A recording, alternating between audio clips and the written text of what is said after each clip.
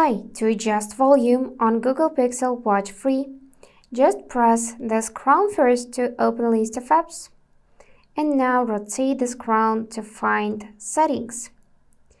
And after that, you should simply find this sound tab and scroll a bit down to find those sliders for ring volume, notification volume, alarm, media, and call volumes.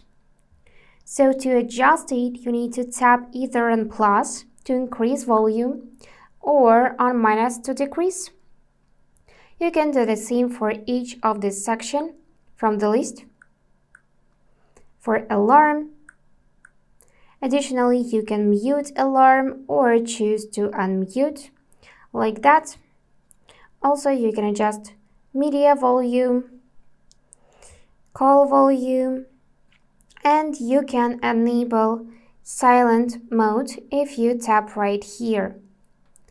Also, you can enable silent mode if you swipe down from your watch face to trigger quick settings.